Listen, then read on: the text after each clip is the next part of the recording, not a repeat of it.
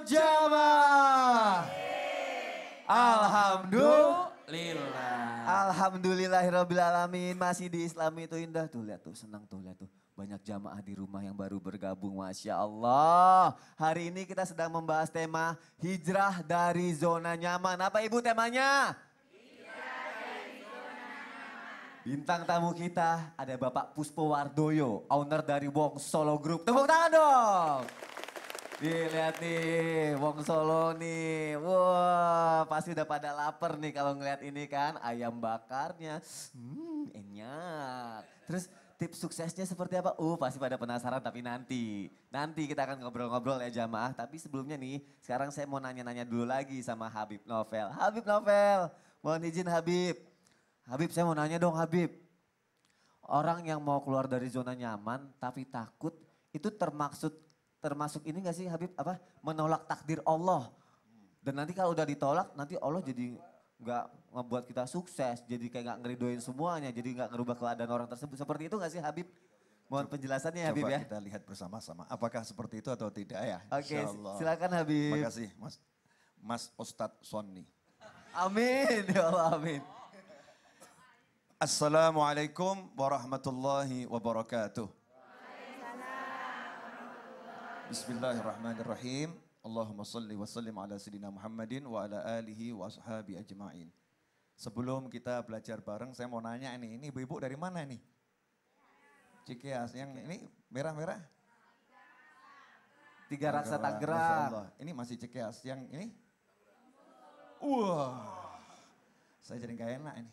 Kenapa Habib? Ya saya kan Wong Solo. Oh iya betul. Maksudnya mau ngomong begitu ya. Pemirsa dimanapun Anda berada khususnya Wong Solo. Ya, hari ini harinya Wong Solo. Pak Puspo ini orang yang berani hijrah dari zona yang sangat nyaman dan aman. Ya, dan menemukan zona yang teraman dan ternyaman. Jadi ada zona aman dan nyaman, ada zona yang paling aman dan paling nyaman. Apa itu? Zona ketika bersama Allah Ta'ala. Zona ketika hati ini hanya ditautkan pada yang maha kuasa. Zona ketika kita itu ya gak terikat lagi dengan yang namanya makhluk, gak terikat yang namanya ciptaan, gak terikat namanya manusia.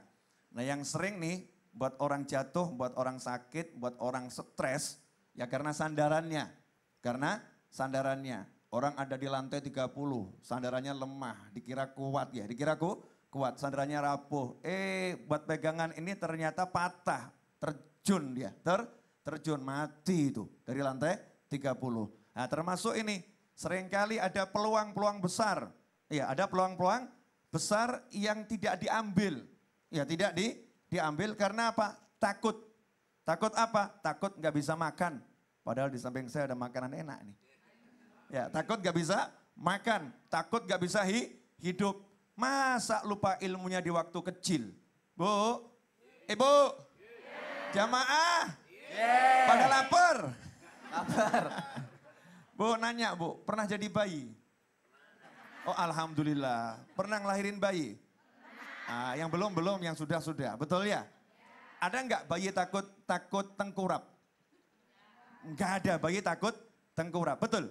Zonanya nyaman dan aman, terlentang tuh. Nyaman, aman, digendong ibu bapaknya. Tapi yang namanya bayi, dia lihat, itu ibu saya bisa lari. Bapak saya bisa lari. Masa saya cuma telentang? Akhirnya bagaimana? Akhirnya bayi belajar tengkurap. Padahal bayi tidak pernah tahu kapan orang tuanya datang. Kapan orang tuanya akan membalikan. Betul atau betul? Siapa itu bayi? Ibu-ibu sekalian pernah jadi bayi. Bapak-bapak juga pernah jadi bayi. Jadi sebetulnya keluar dari zona nyaman dan aman itu hal yang biasa buat kita.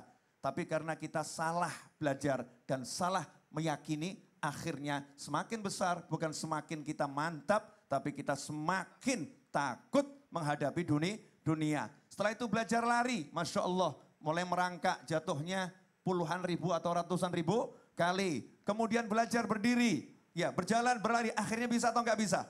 Bisa. Nah pertanyaannya tadi, kalau ada orang itu, ya dia tidak berani keluar dari zona nyaman dan aman, apakah dia menolak takdir? Jawabannya adalah takdir definisinya sesuatu yang telah terjadi. Kalau belum terjadi kita nggak tahu. Maka nggak tahu takdirmu apa, maka kejar takdirmu. Ya, kejar takdirmu. Jangan khawatir. Ada Allah yang maha kuasa, ada Allah yang maha hebat, ada Allah yang maha bisa. Ala bidzikrillahi tatmainnul qulub. Hanya dengan ingat Allah, bersandar kepada Allah, berpegang dengan Allah Ta'ala, baru orang itu nyaman dan tenang. Kalau sekarang bersandar sama gaji, suatu saat dipecat, stres. Betul tak betul? Bersandar sama bos, suatu saat bosnya mati, ganti bos yang lain, kebijakan berubah, stres pula. Tapi bersandar pada Allah Ta'ala, Allah tidak akan berubah. Allah maha memberi, Allah maha menolong, Allah maha melihat, Allah maha kaya, dan jangan lupa, bukan ghani, cuman ghani al-mughni, maha mampu mengayakan. Begitu Ustadz Sonni. Masya Allah, Terima amin. kasih. Ya Allah. Insya Allah. Habib, jadi poin pentingnya adalah kejar aja takdir, karena kita belum tahu ke depannya seperti iya. apa ya. Jadi nggak ada, saya ditakdirkan miskin. Kamu belum mati kok. Iya betul. Belum mati. Nggak ada. Yang penting tetap bersandar pada Allah ya Habib ya. Betul. Masya Allah. Mau bersandar pada siapa? Iya benar. Mau bersandar pada siapa? Sama Lebih baik bangunan? Bersandar sama Allah Allah. Subhanahu wa Ta'ala. Sama bangunan jangan Masya Allah. Saya capek jazakallah. deh. Gantian. Jazakallah khair Habib. Assalamualaikum. Jamaah. Kalau saya sih ada di studio ini kesempatan saya banget untuk nanya. Karena temanya menarik, insya Allah bisa merubah takdir kita ke depannya ya. Jadi yang mau nanya nih saya persilakan. Boleh angkat tangannya? Boleh angkat tangannya? Oh ibu aja nih, yang kayaknya sumringah banget nih ibu nih. Sambil senyum, Masya Allah. Bu silakan Bu, apa pertanyaannya Bu? Assalamualaikum warahmatullahi wabarakatuh. Waalaikumsalam warahmatullahi wabarakatuh. Nama saya Ibu Wati dari Tiga Rasa Tangerang. Ibu, kayak nama ibu saya. Ibu Wati. Oh, masa sih? Bener. Oh, iya bener. Nanti kapan-kapan saya bawain Apa kartu saya- keluarga. Apa bapaknya saya? Ibu silakan pertanyaannya Bu. Curhat nih Pak. Iya. Ini lupa masalah anak-anak, anak saya. Oh iya. Iya gimana ya? Ya, gimana saya juga nggak tahu. Udah sekolah yang tinggi-tinggi, udah dikulahin, udah tiba-tiba udah dapat kerjaan. Kerjanya mau berhenti katanya. Wah. Katanya nggak nyaman. Gimana tuh Pak? Padahal kan saya sudah berkorban banyak untuk dia. Iya. Oh, Ibu mukanya sedih apa senang? Gimana ya? Dibilang sedih, ya saya kasihan sama dia. Dia katanya gimana ya nggak nyaman gitu kerjanya. Kalau gitu biar nggak salah Bu ya. Iya, Saya mau nanya coba. nih sama Habib kan tadi katanya capek. Tapi nggak apa-apa kan Habib ya kalau ditanya lagi? Boleh. Boleh, mohon jawabannya Habib. Gimana tuh? Anaknya berhenti katanya, jadi bingung ibunya. Iya, Bu, dulu anaknya bisa lari enggak, Bu? Nah, ya jadi kalau ibu khawatir ketika lihat anaknya jadi telentang, jadi tengkurap, dari tengkurap jadi telentang, dari mulai duduk jadi dia bisa berdiri, khawatir wajar-wajar saja. Tapi jadilah ibu yang seperti ibu saya. Oh ya?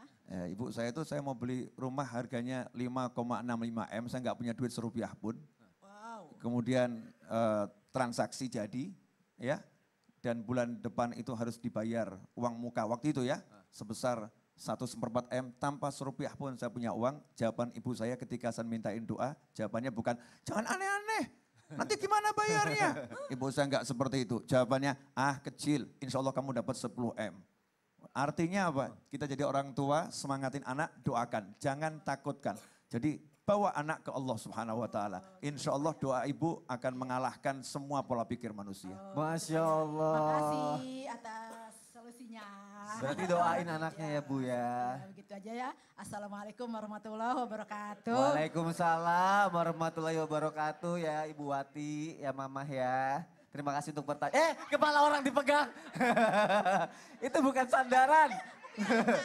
Oh anak, ya anak-anak. Ibu Wati terima kasih pertanyaannya. Habib terima kasih untuk jawabannya. Jamaah. Bagus Bu, Ibu udah boleh duduk, udah boleh duduk. Gak apa-apa makin pegang. Mau berdiri mulu nanti capek. Sekarang saya mau nanya sama Abi Maki ya. Abi mohon izin Abi.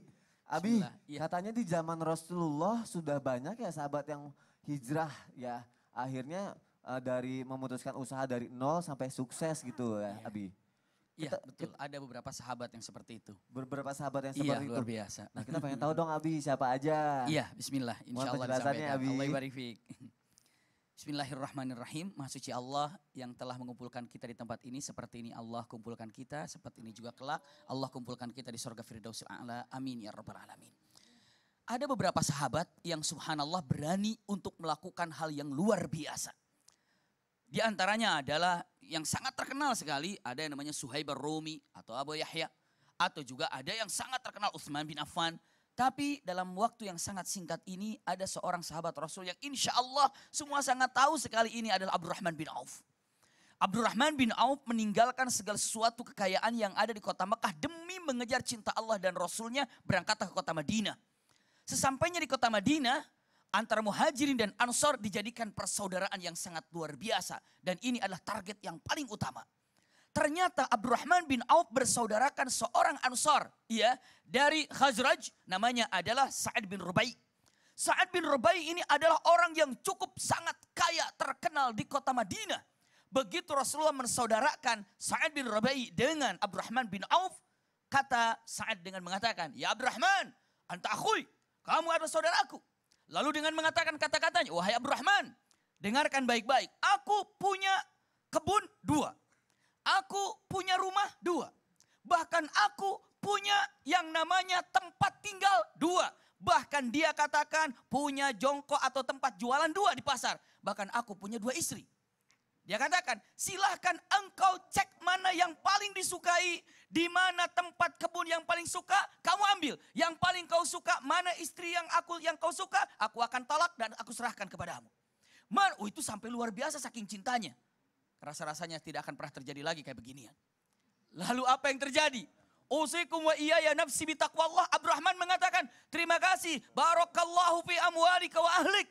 Allah berikan keberkahan untukmu dan keluargamu dan hartamu. Tapi lihat jawabannya, "Dulluni ila suq." Tunjukkan di mana yang namanya pasar. Bayangkan mau dikasih harta, mau dikasih kebun, dia bilang tidak. Tunjukkan di mana pasar. Betapa yakinnya untuk bergerak dan berjuang. Tunjukkan ke salah satu pasar namanya Banu Qainuqa dan bekerja. Hanya 2 minggu dia sanggup menikah dengan mahar yang dicari dengan tangannya sendiri. Masya Allah. Bahkan Rasulullah SAW melihat dalam 2 minggu ini gayanya itu sudah mulai rapi. Rambutnya, bajunya. Kata Rasulullah, "Mahyam, ada apa dengan kamu? Kau berseri-seri sekali." "Mahyam ya Abdurrahman." Abdurrahman mengatakan, "Saya baru menikah ya Rasulullah." Masya Allah, dengan apa? Disebutkan maharnya, dengan siapa menikahnya. Dan Rasulullah mengatakan kata-kata yang sangat luar biasa. Apa Rasulullah mengatakan kepada beliau? "Barakallahu." Atau "Allahumma barik lahu fi safqati yamini." Semoga Allah berikan keberkahan dalam setiap perdagangannya. Masya Allah, itu kepada Abdurrahman bin Auf. Bahkan Rasulullah mengatakan, saking hebatnya, "Lau ba'at turab la rabih."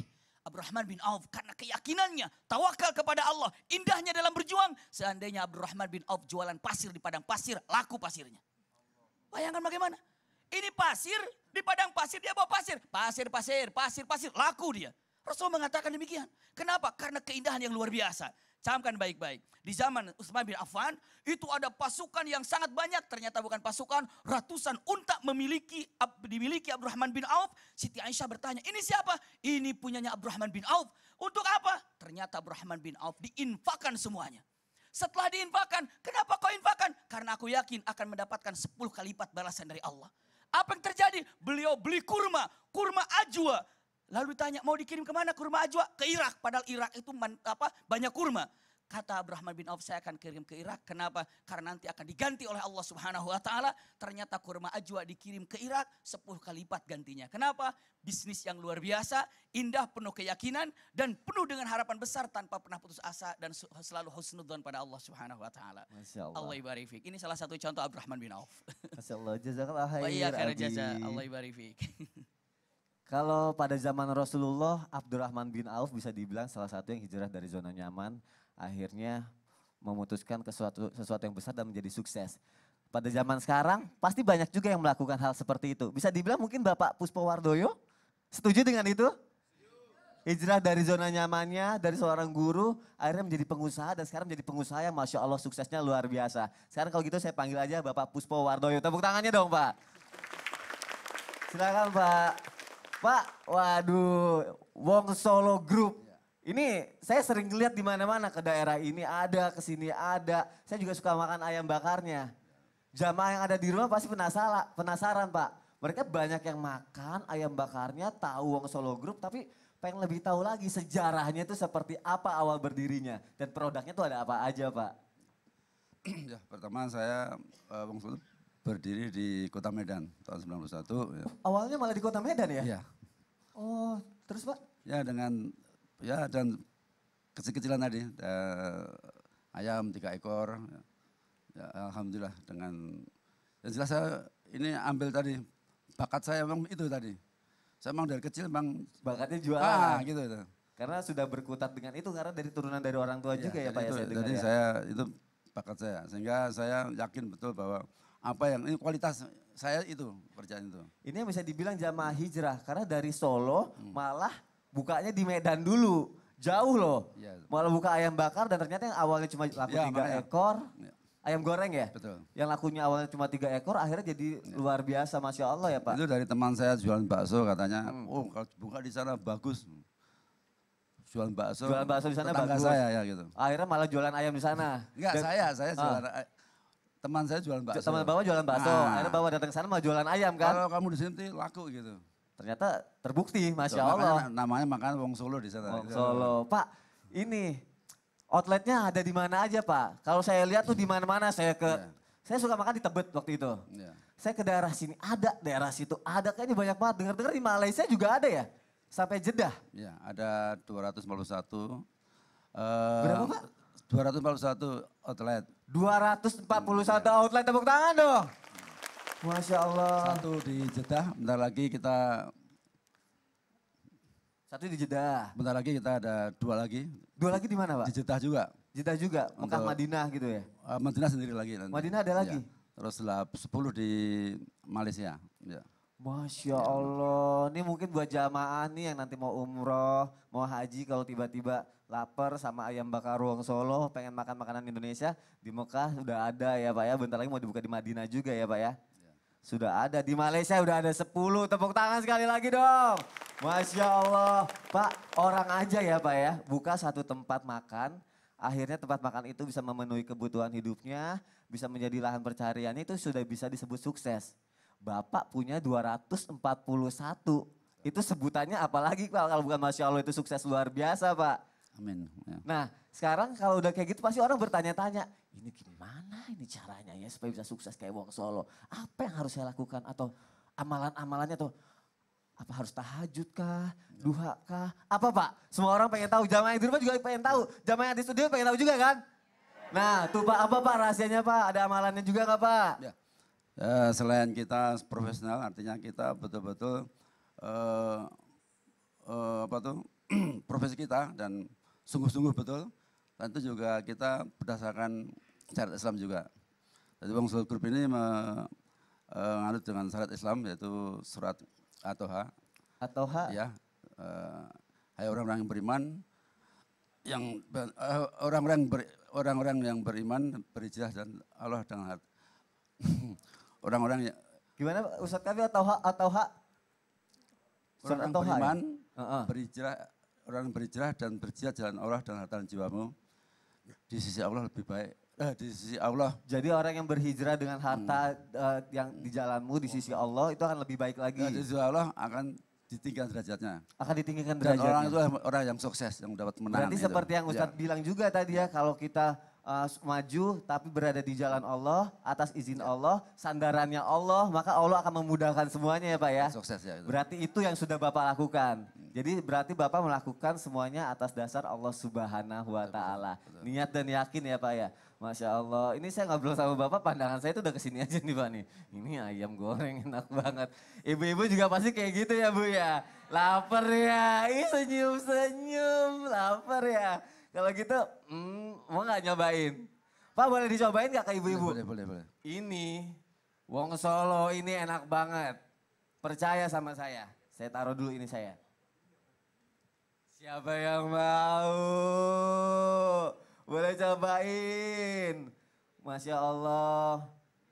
Itu gurih Boleh banget apa aja. kayaknya ya. Ada apa itu Mas Sony di situ? Ini ada ayam gorengnya. Ya Allah. Ada tahunya. Ada Anjing. tempenya. Ya udahlah kita sarapan yuk. Aduh, Bu dikit aja. Jangan, saya belum jangan kebagian. Pahanya lagi tuh, saya suka paha juga. Jangan, Ibu mau cobain. Tahunya enak loh Bu. Bener, rasa tahu. Ternyata saya dikasih tahu sama Pak Puspo resep kenapa ayam gorengnya tuh enak banget. Jadi ternyata ayam gorengnya itu sebelum dimakan itu harus dimasak dulu. Karena kalau matang nggak enak, kalau nggak mentah nggak enak, apalagi kalau masih hidup. Gimana rasanya? Tulangnya nggak enak. Tulangnya kasih saya. Ibu gimana rasanya? Maknyus. Wih, manyus. Ibu gimana rasanya? Enak. Mau nambah? Mau. Kalau mau nambah datang dong ke Wong Solo. Di sini deket nih Cabang Tebet ya Pak ya? Cabang Tebet saya suka makan di situ. Ibu nanti yang ada di sini kebagian semuanya karena kita Pak Puspo sudah menyediakan banyak kotak ayam bakar Wong Solo ya. Insya Allah nanti jamaah yang ada di sini semuanya kebagian. Saya juga kebagian kan Pak, Masya Allah. Pak, aduh kisah Bapak itu sangat menginspirasi kita semua Pak. Jadi jamaah yang ada di rumah sudah siap untuk berhijrah malah jadi semakin yakin. Semakin semangat untuk menggapai cita-citanya. Kita doakan semoga kita semua bisa menggapai apa yang kita inginkan. Amin ya Robbal Alamin. Pak, sukses selalu, sehat selalu untuk Bapak. Amin. Semoga Bapak selalu dalam lindungan Allah Subhanahu wa taala. Dan sekali lagi terima kasih yang sedalam-dalamnya sudah menginspirasi kita semua Pak. Terima kasih ya Pak ya. Terima kasih Pak, silakan duduk. Habis ini giliran saya yang makan ayam bakar Wong Solonya. Tapi jamaah jangan kemana-mana ya. Setelah ini akan ada tausiah dari Habib Novel dan juga Al-Quran menjawab dari Abi Maki dan juga Ustadz Kafi. Bu jangan dihabisin ya, nanti giliran saya yang makan. Jamaah saya makan ayam bakar Wong Solo dulu ya, jangan kemana-mana tetap di Islam itu indah. Jamaah, oh jamaah, alhamdulillah. Hijrah